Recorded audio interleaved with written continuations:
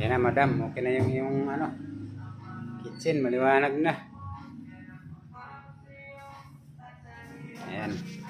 Dito ko na nagay yung switch. Kasi may isang empty rito. Buti maluwag pa tong isang empty. Yung termination. Dito sila nag-splice. So may natitira pang isa. Medyo maluwag. Kaya dito ko nilagay yung switch. Nitong ilaw. Ayun o. Ayun o. Pero pag walang ilaw, madilim. Pero bukas na mga ilaw dito sa pin light. Pero pagka binuksan natin to, yes. Yan, hindi kita ilaw.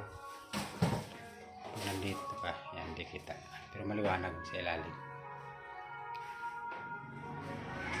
Ito yung mga ilaw na binili natin kahapon. Yan. So, naka sa sukat yan. Talagang may sukat.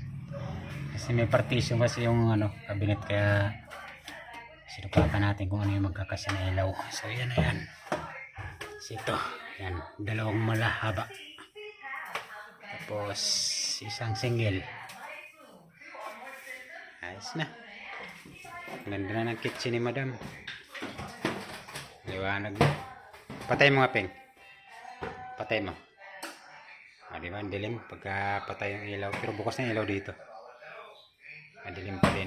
Bukod sa ilaw na nandito sa chimenea. Buksan mo ulit, Peng. Ayun, ha. Nice. Ayos.